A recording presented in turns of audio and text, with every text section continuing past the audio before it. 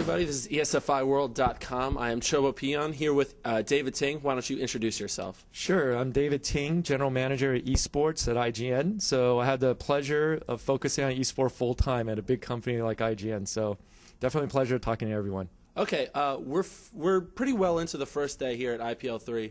How's it going for you so far? It's going really well. So it's more of a dream come true for me. I came up with the concept as a PowerPoint right before Christmas last year. So just to see like one line on a PowerPoint, run live event at Caesars Atlantic City, and with all these people who are huge fans and all these great players I'm a fan of here, it's just a dream come true. We've been following sort of the community reaction. What have your goals been as far as that goes, as far as viewership and attendance and things of that nature? Sure. We have very modest goals. If you look at it from an IGN perspective, we are investing in it for the long term. So it is not trying to optimize one event at a time. It's really different than American culture. We're trying to optimize esports for 5 years from now. So for us, it's really about building up the fan base one person at a time, as well as building up the viewership one person at a time. So we're trying new things like bringing a video production team that previously did Oscars to produce our video, and also try a lot of new things like bringing our sponsor, putting it on the forefront. And really, for me as an engineer, it's always great to basically come up with a format that's ideal for me, but collect data points from the community to optimize what we put out for the community. Okay, but still, you must be paying attention to the numbers. I know we have, and we've seen that it's been already. It's at 35, 40,000 players watching, or people watching. How do you react to that? I am just amazed. So this is we have very modest goals in the beginning. We didn't expect this level of support from the community from day one, and especially it's on a Thursday where a lot of people, our fans, are working. And if we look at it, we're on the East Coast, so right now it's right in the middle of the workday for West Coast, so our peak viewership may be in the evening. So we're just amazed by the amount of community support that has happened thus far for us. Okay, as far as the venue goes, it's sort of a unique choice, Atlantic City. So I guess the first question would be, how did you choose this place? Sure, so there's two parts to this answer. So when I design anything, I always put myself in it first. So I'm a very selfish person in that aspect. So being the general manager, I get to, skew everything to my preference. So I like to gamble. And then I like to watch esport. And one of the things I notice when I attend other events is that there's a lot of downtime between play. And there are certain times, even though I'm fans of most of the players, there's certain players I'm not interested in. I just want to insert being in a venue where there's other choices. So you don't have to watch it all the time. There's other things to do. Good food, go try your luck at the casino. There's different ways to basically enjoy your time. And it's all accessible within a few steps. So the other part of it is really the long term again. So the long term is really about reaching the mainstream. I believe I talked about it a few times. So the vision is that regular sports, which I think that esports will eventually overtake. Again, I'm a very long-term thinker, so it's not going to happen next 5 years. It's probably next 20 years.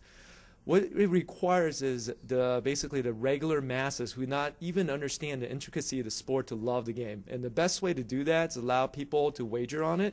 I know that's a very touchy subject, but we just basically try to do the steps that basically facilitates that discussion, and over time allow those things to happen naturally. So if you look at a game like football, let's just actually take fantasy sport for example. Fantasy football really makes football more watchable, because you don't want to, again, anybody who's a Cleveland Brown fans, I'm probably going to offend you. So if you want to watch Cleveland Brown play, not really. But what will happen is if you have some Cleveland Brown players in your fantasy team, you watch this game with great amount of interest. And I think this is where when you put a little bit of money on the line, it makes watching even more fun than it is today. Yeah, it's funny you mentioned that. Esports and gambling has a bit of a checkered past. Obviously, it goes on. and the vast majority of the time there's no problem with it. But then there are scandals like the Great Korean scandal. Yes. And so it's sort of different than it is with the NFL, because the NFL players are making millions of dollars, and it's hard to really skew them with gambling. But these players are making thousands of dollars if they're one of the better players. Do you have any reservations or thoughts about how it might affect the actual players? Yes, I do. And then this is where we need to innovate on the gambling part. So if you look at gambling, period, most people think about player-based gambling, player-based gambling. So you're betting on Idra to win it all. Mm-hmm. But then that may not be the form that we start with. So we may actually gamble on, like, say, who has the fastest win, or who has, like, the most resources gathered, other stats, and basically put it into more of a, fantasy football-like setting. So bracket prediction, those things are very hard to, kind of skew with the dollars that are involved in buying out all the players, and I think most of the players have integrity in this sport. So if we basically shifted it that way and look at it more like a fantasy sport versus player-based, I think there's actually a lot of innovation that we could be open to, and that will actually make the game even more watchable or more fun to watch. Because, for example, In Control, great player, maybe does not have as much of a fan base as Boxer, but if you have picked him in your fantasy team, you'll watch In Control with probably a greater level of interest than a Boxer game. Mm-hmm. Okay. You were just talking about how you're a big picture kind of guy. You're focused on 5 years, 20 years down the road. Let's talk about 2012. Yes. You guys have mentioned that you want to do more events. Can you talk about anything specifically? Sure, absolutely. So we plan to do 4 more events this size or bigger. So those are already locked down. The budget's already set. So we're ready to roll. We're already working with sponsors who are very willing to work with us on a long-term basis, and I think we have a very solid foundation to work off of. And we also want to promote the amateur scene a lot more.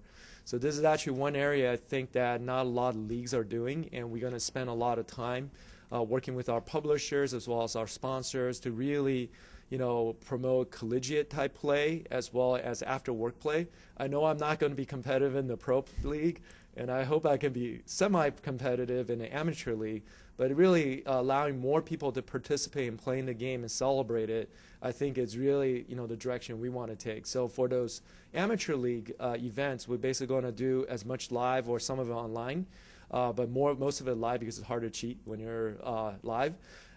Basically at least 8 of those next year or even more. Wow. A couple of weeks ago I spoke with Midway, who's the founder of Godfrag, and now he's doing National ESL, and they're focused mostly on League of Legends over there. That's their big deal. Mm-hmm. And I asked them why not StarCraft 2, and one of the reasons he said was because below the top level he's not seeing the growth in numbers that he would like to see, that he sees in LOL. Does that worry you, and do you see that? So I think StarCraft 2, we are just blessed by the amount of fans who watch our stream. We're very happy with the number it generates already. What I believe in is actually create a portfolio of games. I don't want to focus on one game, but I want to basically come up with you saw our live browser experience very much emulated after TVOX as well as Well-Play TV. I think it's really about bringing a TV experience into the browser with HTML5. Video. And what we believe in is allowing people having choice, because you may not be in the mood for StarCraft tonight, but for League of Legends, you jump in, watch League of Legends. You might be not running out of time. You jump in, watch the best fighters play, maybe a game of Street Fighter.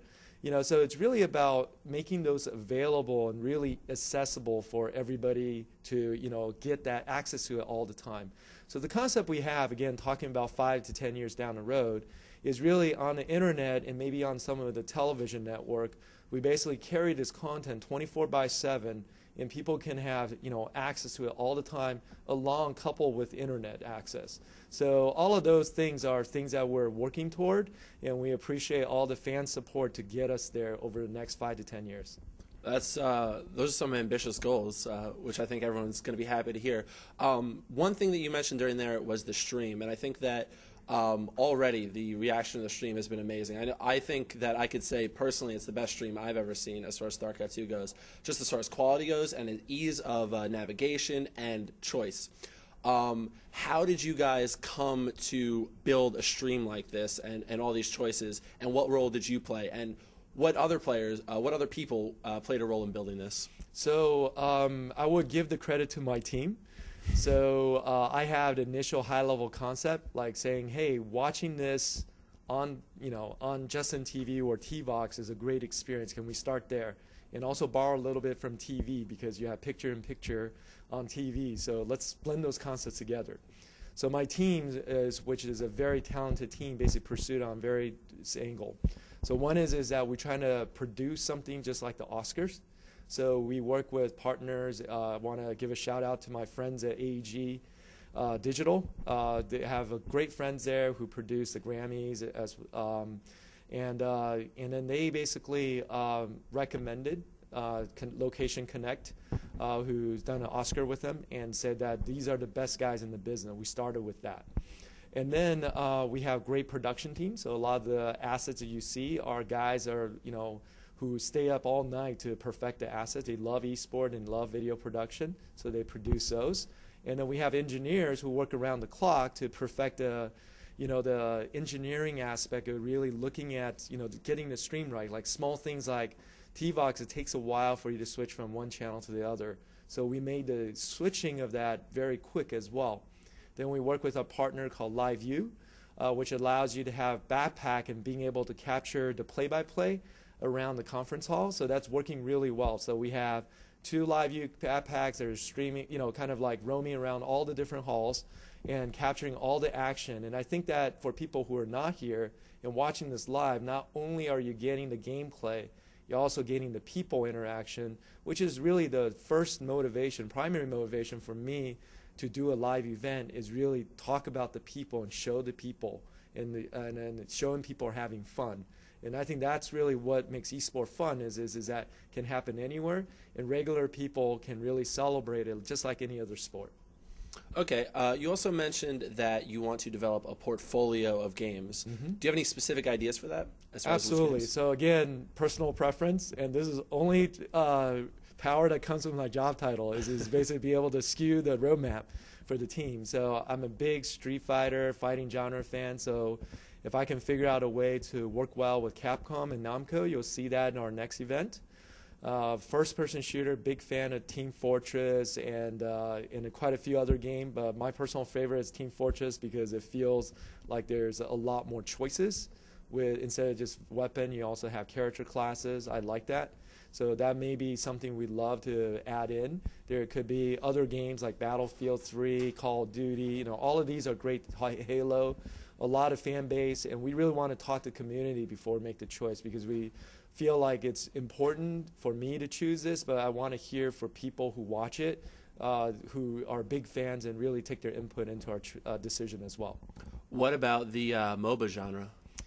We already selected League of Legends, so you'll see League of Legends streaming on Saturday and Sunday. So this is our first event with League of Legends, and we intend to invest heavily in building unique content for League of Legends. So for MOBA, I decided to place all my bet on League of Legends. The reason behind it is really simple. I watched quite a bit of Dota games. I played Dota a bit.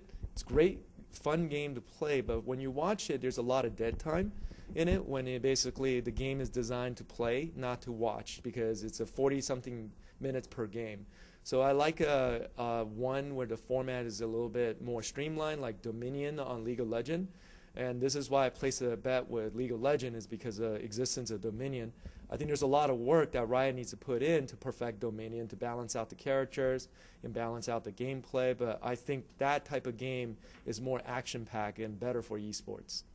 As far as your future events, what are your plans as far as going international? This is the beauty of working at IGN, because we're an international company, and we're part of News Corp, also an international company. So IGN specifically, we're very strong in UK and Australia. So it's very natural for us to add events in UK. as well as Australia in our existing premises. We already have staff there, and they're very connected with the community. But for me, it's more about partnership as well. So I don't want to think about like I got it all covered. So it's more about also finding the right partners to work with. So we're experimenting with partners like PPSL, which is a really small league. I love their story. Bunch of guys in the Philippines who are StarCraft fans want to basically throw a tournament. We are sponsoring them financially and also making it one of our qualifiers because it's more about supporting the growth of the fan base around the world. And Philippines is a great English-speaking country and also has great proximity to the rest of Asia. So we probably could be able to see a lot of players that don't show up in the American venue show up in the regional qualifier like that. Right before this all began, there was a bit of community backlash about the format. And you guys reacted, you guys changed the prize pool. Can you tell me exactly how that decision process went down? Sure. So it happened this morning. Sir Scoots came to me, and he's basically an advisor that we procured for IPL because I believe in hiring the people with the most knowledge from the community to help us and advise us on the best things to do. So we basically had my team there right behind stage in Circus Maximus, and Sir Scoots said, you know, this thing is really stupid because people are not paying for anything on the pool format. And I said, you're right. And I looked at my team. I said, any objections? And there was some objection. I said, well, I think I'm going to err on the side of being cautious. We're going to put some prize pool in. So the decision happened in less than 5 minutes, and I went on stage and announced it. So this is the way that we work at IGN Pro League, is really doing things in a very lean manner, taking feedback from the community. So we appreciate all feedback, positive and negative to us, because we feel like the negative feedback will just make us better. And the positive feedback will just allow us to give us the energy and the fuel to work harder in perfecting the experience for everyone. Okay, right now, in North America at least, the big three would be IPL, NASL, and MLG. Mm-hmm. MLG is obviously getting a lot of venture capital right now. They've been tweeting all day during the event to try and take away some of the attention. NASL has a lot of prize money and a lot of publicity.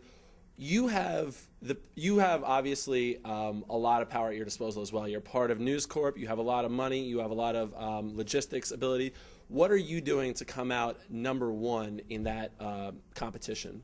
So the competition I look at is actually the long-term competition. So in the near term, it's not interesting to me because at the end of the day, if you look at MLG, taking venture capital is great, but it's actually a sad story because that means that you're not making money. So the best story are the guys or the companies who can be profitable without taking venture capital. So if I were me, I would not brag about raising money, because if you brag about that, usually it's better to basically talk about expansion scenario than basically an existence scenario where you just keep the company running. NASL, I have full respect for them. Basically, Russell came out taking a lot of his own money, putting on the line for the love of esports. So, I would love to see them do more things with the NASL, and I would love to basically see all the leagues prosper.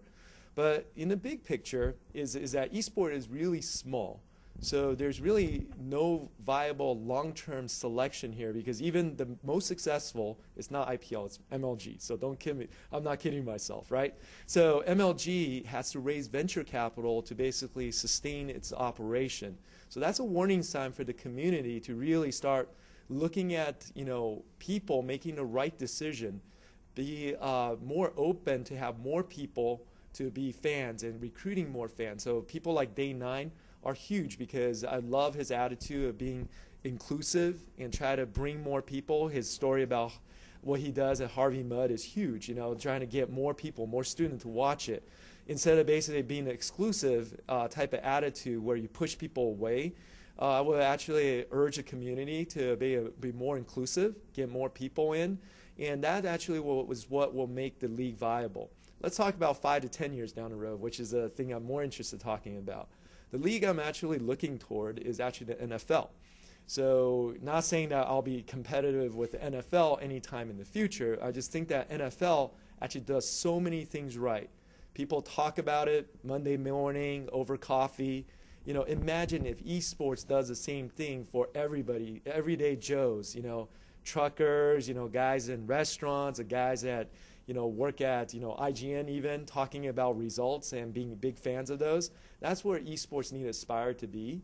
And I think there's a long way to go. And I think this is where the community need to work together to get it there, And I wish that there's more, there's a lot of leagues that are very successful in that realm. Well, speaking about inclusiveness, let's talk partnerships for a second. Mm-hmm. Despite the fact that it has had a relatively very low prize pool, MLG has managed to be successful and get all this publicity in large part because of the work it's done with GSL. And now you've brought over Korean players. You're involved in the Blizzard Cup. What are your plans in the future as far as partnerships go? Absolutely. Speaking of GSL, we have Mr. Che here from GSL. Really, for us, if you look at the history of IPL, we started in April this year, and right now it's October, so it's 6 months. So we're still an infant. So for me, we have been heads down, just bringing the best experience possible. We were just thrilled by the fact that we didn't even have to go to Korea. GSL actually reached out to us to come to our event. It's actually a testament to doing great work actually brings you a great result. We're also very open. We're very humble. I think Korea has done it right for the last decade. So we definitely, speaking of that, I'm having a discussion with Mr. Che during this event and really figure out how to both prosper and really grow, the fan base together. So again, it's really not optimizing it for the short term, but it's actually trying to basically be as popular as NFL one day. And that's really, my goal. Speaking of being modest, I think that the IPL is, especially with the prize pool thing, I think you've shown that you're willing to take community feedback. So you've been around for 3 seasons now. What lessons have you learned? What are some of the big lessons in esports that you've really have hit you? So the biggest lesson is that this is the most wonderful community and supportive community that I have worked with. The thing like when our season 1, it wasn't even really nicely done. We partnered with Well Played. Speaking of partnership, on video production, we knew that Well Played does a fantastic job. They still do a fantastic job. We entered a partnership with them and launched our first tournament.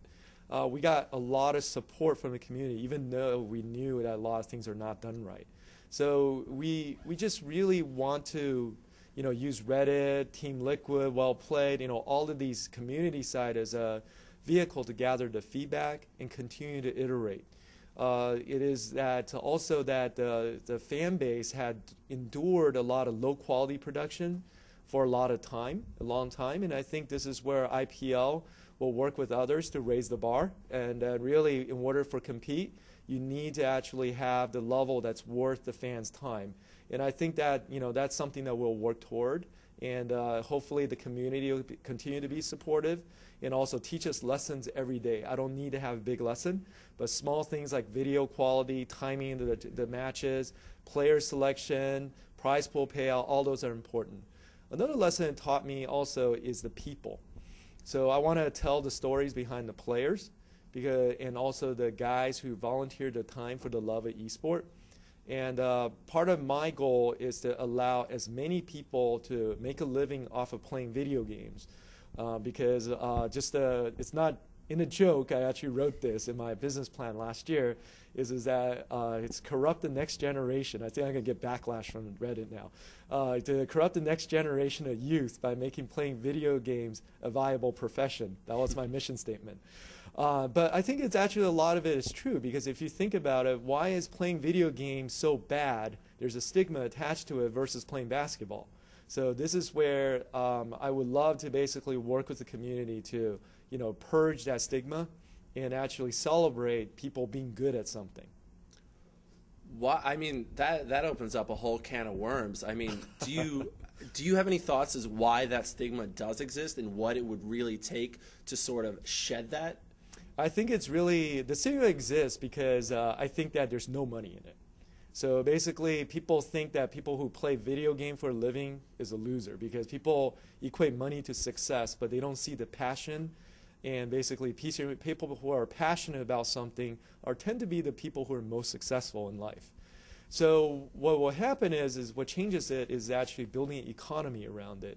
So what I believe in is that as soon as a newspaper saying, Idra is one of my favorite players, so I'm going to shout out to him. Idra wins $1 million on IPL3, right? Just that news alone is going to purge a stigma around that, because all of a sudden playing that is almost as lucrative as playing soccer or baseball, right, in the United States. So a lot of people will actually look at it as a viable profession. Okay.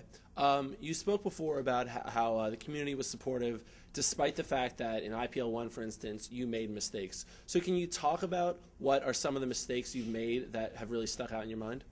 Sure. So there's a lot of mistakes that we made. So things like prize pool breakdown. So we corrected that in IPL2, where like we want to take care of everybody, and IPL3 even more.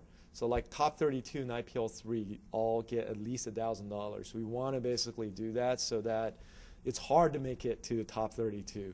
I didn't realize it in the beginning. Second one is invitational. Just to let you know, IPL1, we basically invited North America only, and it was invitational format. And let me explain a little bit why that was the case. It definitely was a mistake from day one, but we only had the budget to fly people from North America into the IGN office to film the behind the scene. So we don't have the money to pay for international flight. So something as simple as that, we basically made it into a marketing kind of a ploy. That was my idea, to basically twist it into a patriotic play, say root for the best American player, and we're going to see how the best American versus the rest of the world. And that didn't do too well, I think. So, but anyways, going back to it, we are adventurous, so we are innovative. So one bad mistake doesn't mean that you end everything, right? So we take the feedback and we try to recalibrate in IPL2 and IPL3. And you can see IPL3 live is actually another feedback that we had. We don't want to see your production is awesome, but we don't want to see gorgeous post-production content. We want to see live content. So in IPL3, it took us a while to procure the venue that I feel is worthy of eSport. So basically, I worked on it since I think June, just to give you the timeline. And we had the event launch in October, but it takes time for these things to come to fruition. Okay. And so, like you said, it's Thursday, it's work, so it's hard to really gauge how the attendance is. But what do you think the attendance is going to be like as a part of your sales? I know that the talk has been that sales have been a little underwhelming as far as live attendance. So is that the case? And if so, how would you like to fix that? So great question. So the attendance, I would love to basically show, Caesars, as well as our sponsor, that physical attendance is important, right? So like Saturday and Sunday, we basically would love for people just to show up here and just really pack the place, just to show like how many people are interested in eSport, and would love to, help promote the popularity. So just to speak about Caesars, we're in it for the long haul. So Caesars in for this event, and higher than 99% will be in for the future. So we invest in it together, but it will be helpful for the people who stuck their neck out for eSports to basically get the confirmation that that there's a lot of people who are willing to travel miles to come here to be at the event. So just to let you know, like, we also running a promotion with Play Him. So the first 250 people who show up at the event gets in for free. So love to basically pass the word out, in the community, and get as many fans to come here on the weekend as possible, just to show like how much eSport can draw, fans even to a remote area like Atlantic City. Okay, great. I really appreciate your time. If there's anything else you'd like to say to the community, now would be the time. Great. I really want to thank you for all your support. Thank ESFI World for the interview, as well as all the things you've done for us. And we'd love to do more of these in the future. So continue to work on this together. Thank you so much, man. You're welcome.